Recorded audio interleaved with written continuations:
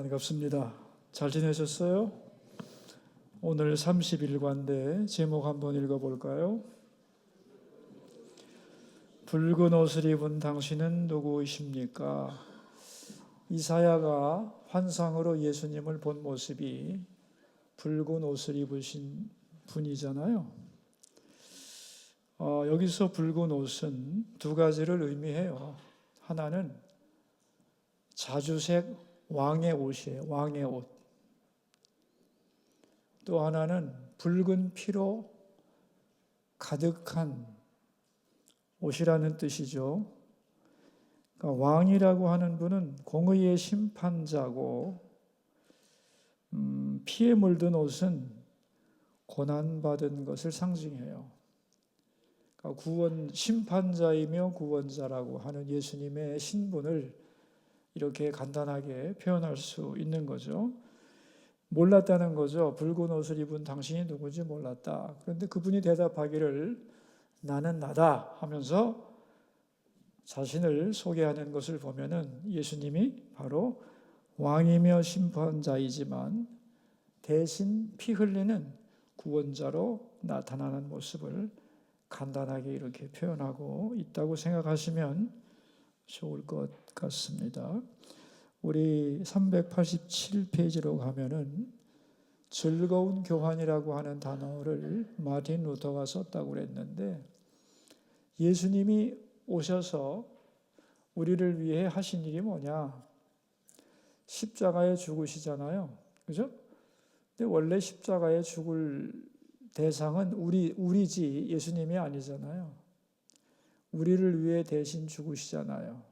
우리가 십자가에 달려야 되는데 예수님이 달리고, 예수님이 달려서 뭘 주셨냐 하면은 하나님의 아들 자녀됨의 영광을 준 거예요. 그죠? 원래 예수님 것을 우리에게 주고 우리 것을 예수님이 가져가신 그 교환, 그걸 즐거운 교환이라고 부르는 거죠. 자격 없는 우리가 하나님 자녀의 영광을 얻고 우리 죄를 예수님이 대신 지시고 죽으시고 해결하신 그 놀라운 교환을 즐거운 교환이라고 부르는 겁니다. 여러분 믿음 동산 하면서 다 경험해 보셨을 거라고 생각을 합니다. 자, 예수님이 하신 일이 그거다. 즐거운 교환을 이루신 거다. 그 다음 페이지로 가서 이사야 63장은 하나님의 약속이 어떻게 이루어지는가를 보여줍니다. 총 세 부분으로 나누어지는데, 첫째는 에돔의 죄에 대한 심판, 둘째는 이스라엘 백성들에 대한 구원, 셋째는 모든 인생이 하나님 앞에 드려야 되는 기도. 그래서 첫째가 에돔의 죄에 대한 심판인데, 성경 구절이 나오죠. 에돔에서 오는 이 누구며 붉은 옷을 입고 보스라에서 오는 이 누구냐? 누구냐 궁금하다는 거예요.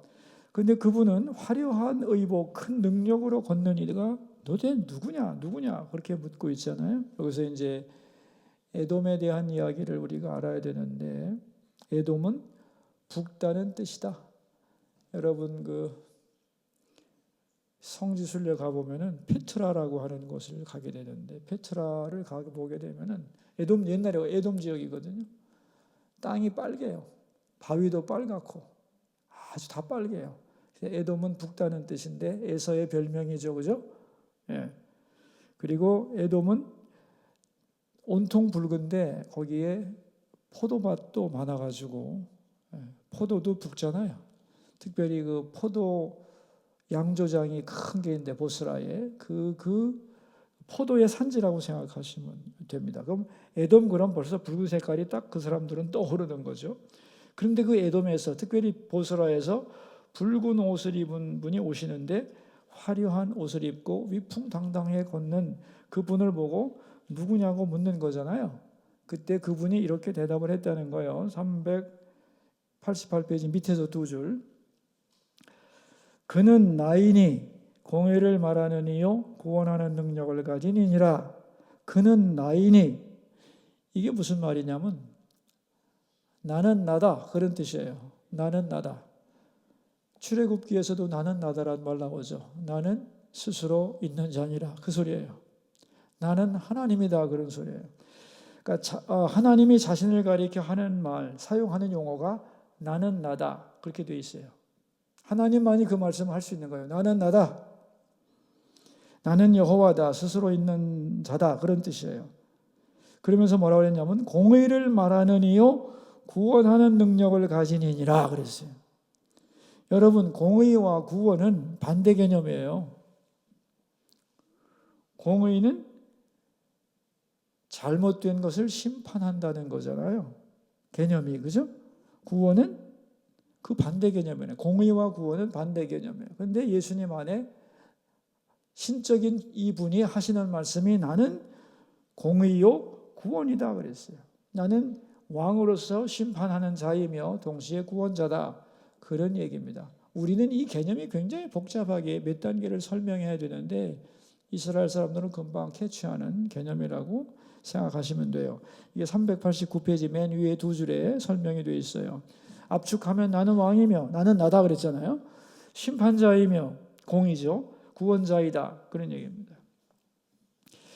그러니까 이제 물은 거예요. 어찌하여 의복이 붉으면 내 옷이 포도즙 틀을 밟는 자 같으냐라고 질문을 했더니 내가 에돔에서 포도즙 틀을 밟았는데 짓밟았는데 그래서 거기서 튀긴 핏물이다. 포도즙 물이다. 그렇게 얘기를 하는 거예요.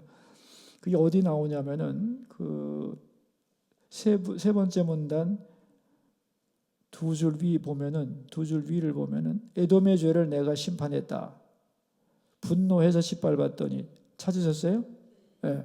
분노해서 짓밟았더니 그들의 선혈이 붉은 피가 내 옷에 튀어 내가 이렇게 피범벅이 되었다는 말이다.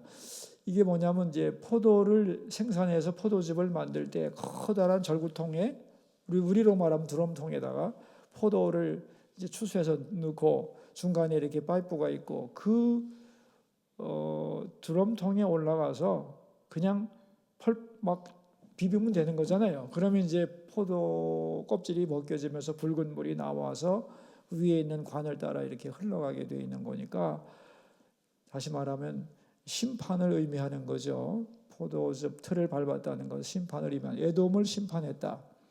그때에 튄 그 포도즙이 붉은 것이고 또 그것은 심판을 의미하는 말이다. 그런 얘기죠. 그러니까 에돔의 피, 심판의 피가 튀어서 피범벅이 되었다. 그런 의미를 가지고 있는 것이라는 거예요. 그렇다면 에돔의 죄는 무엇인가? 세 번째 문단의 주제가 그거죠. 에돔이 죄는 무엇인가?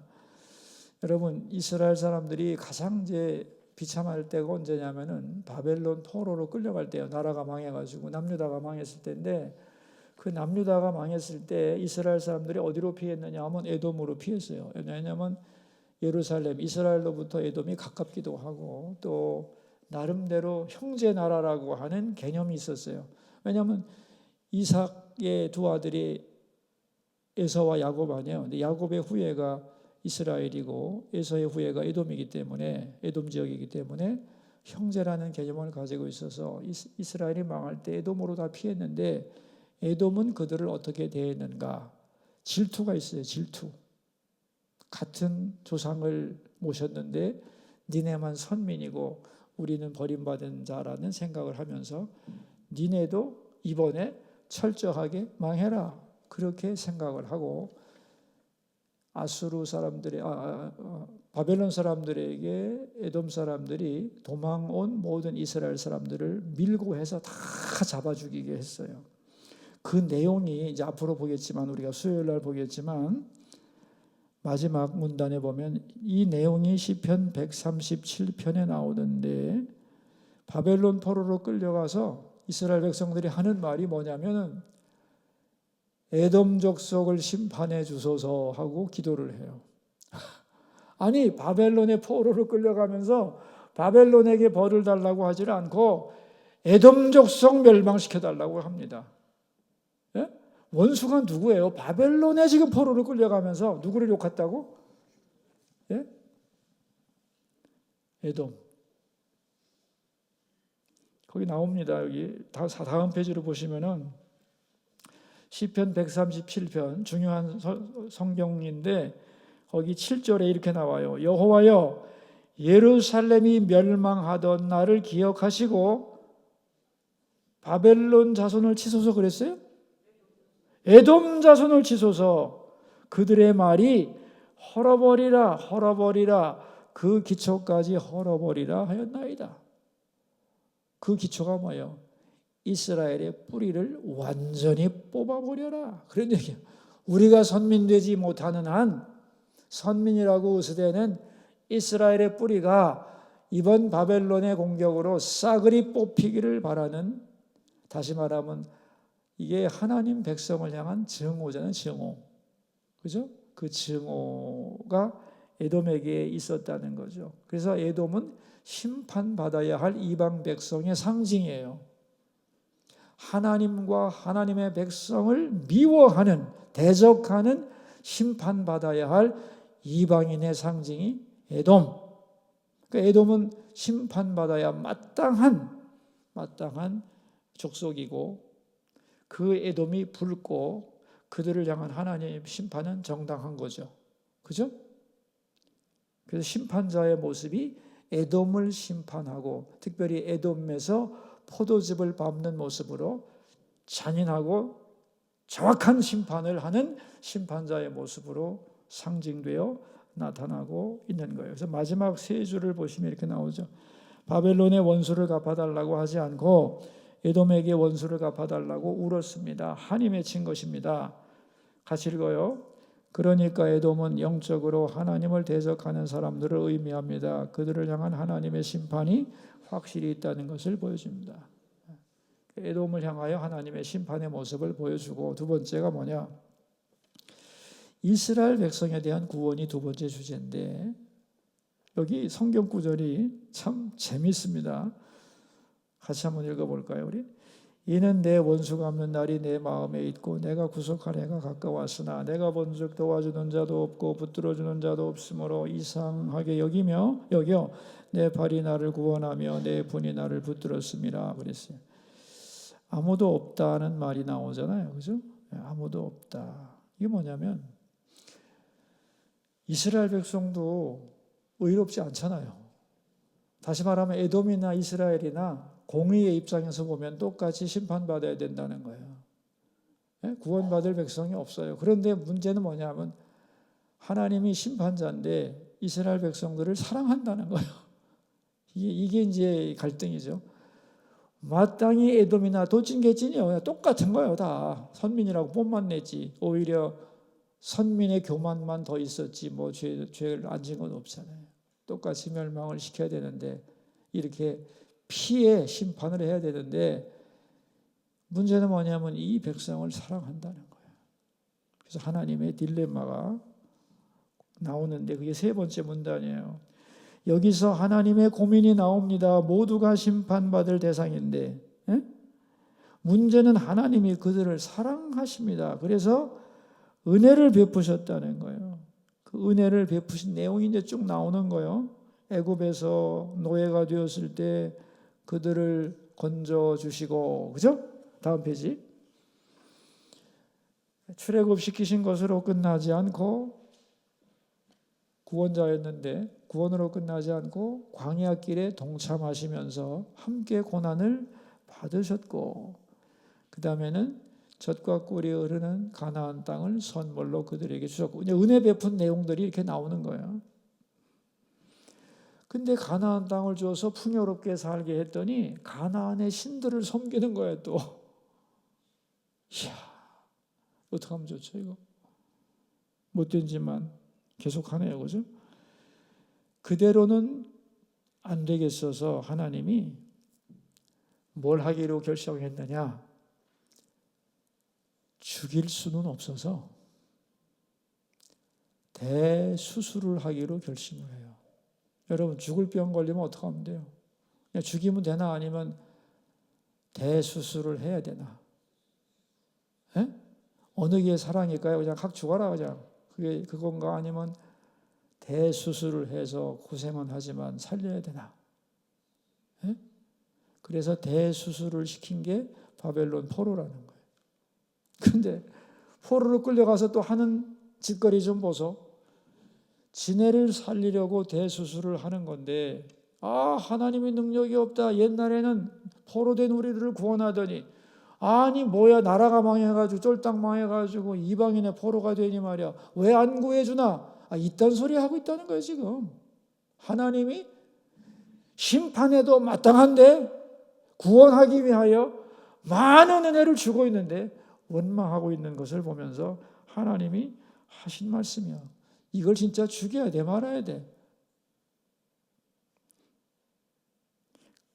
그 얘기 다음에 나오는 거예요. 이제 392페이지 맨 마지막 문단을 보세요. 여기서 질문이 나옵니다. 왜 심판자가 직접 피투성이가 되는가? 그 엄청난 능력으로 심판을 명령하면 그만인데 왜 자기가 피투성이가 되었단 말입니까? 심판자의 모습이 좀 이상하지 않습니까? 이것이 63장의 키포인트입니다. 그랬어요. 이상한 심판자. 앞에는 이상한 심판자가 아니에요. 에돔을 심판할 때는 정상적이고 권위 있는 심판자예요. 근데 이스라엘에 와서는 심판자가 이상하게 변하잖아요. 그죠?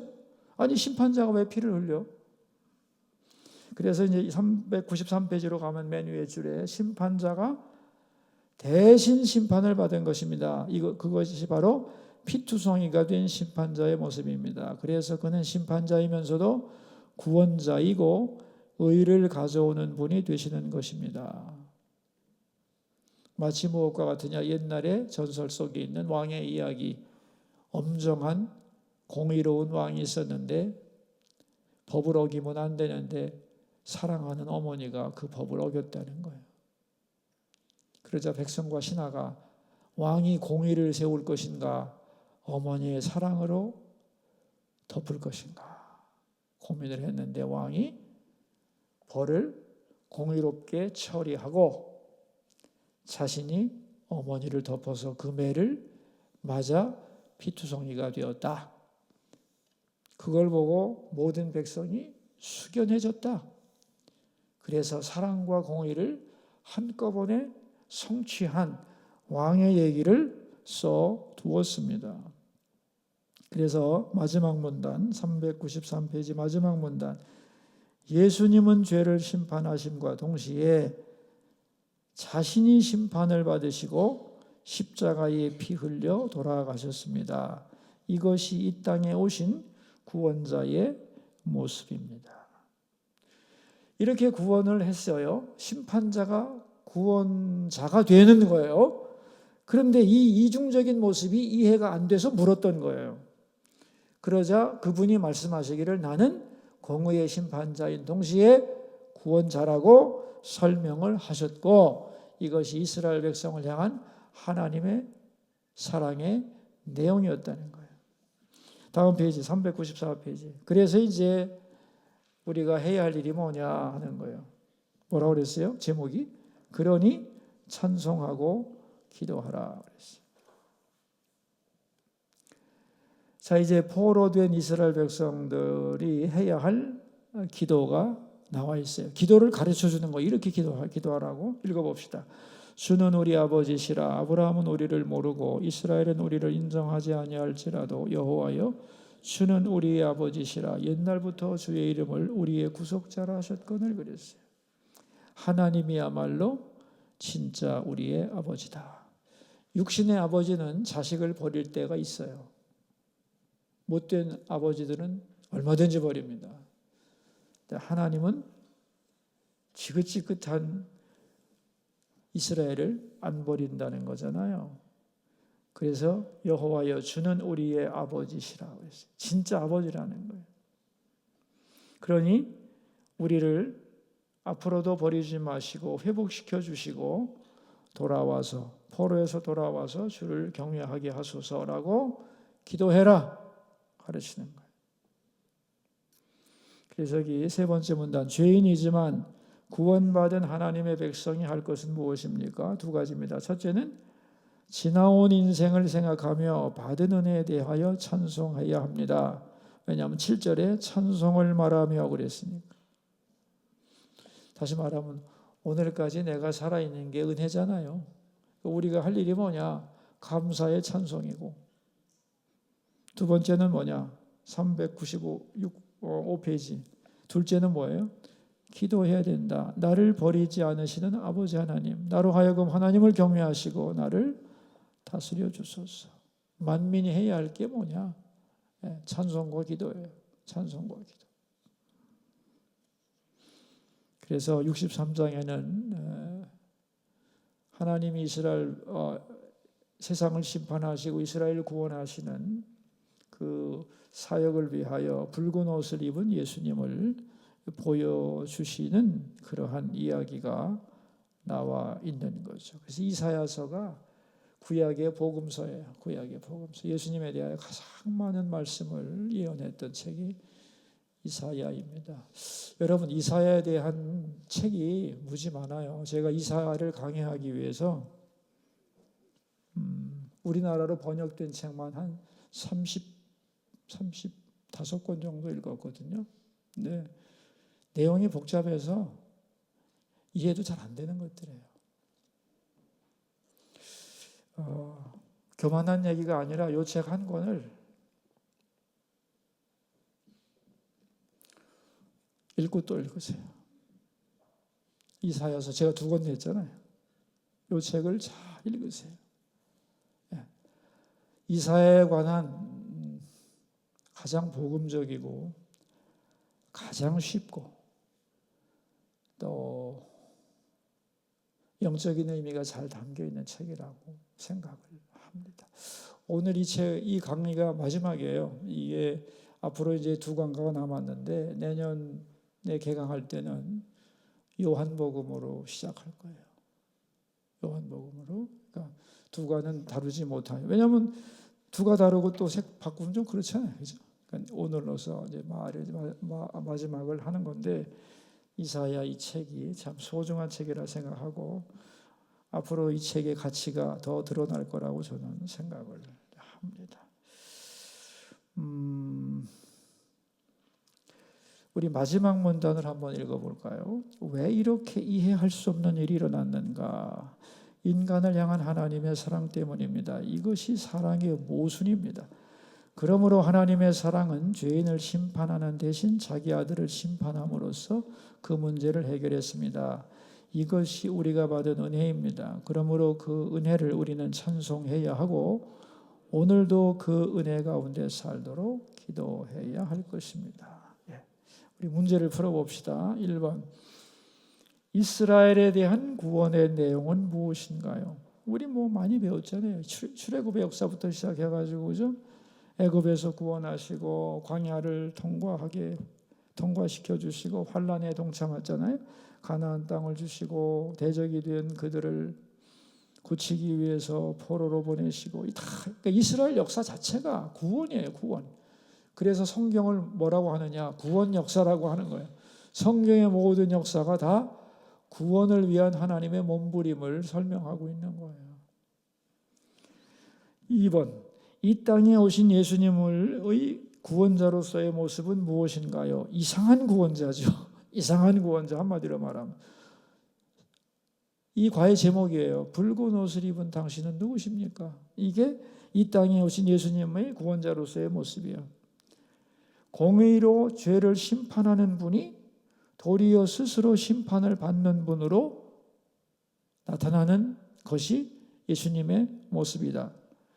피 흘려 죽으신 분으로 모든 사람을 피로 심판하실 분이 그분이 왜 십자가에 달려 피 흘려 죽는가?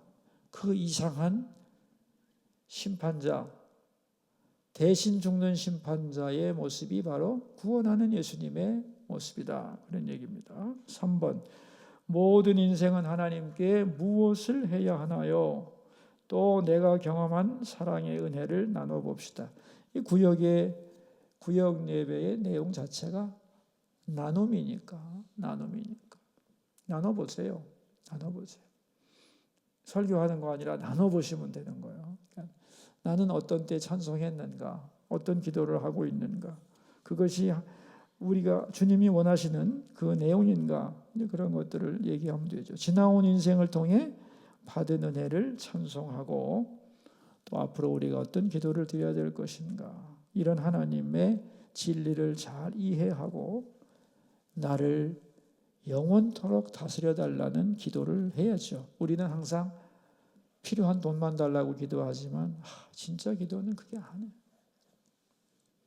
이 사랑을 알고 사랑 가운데 거하고 그 사랑을 내 인생의 끝까지 베풀어 달라는 기도, 이게 정말 절실한 기도가 아닌가 생각을 합니다.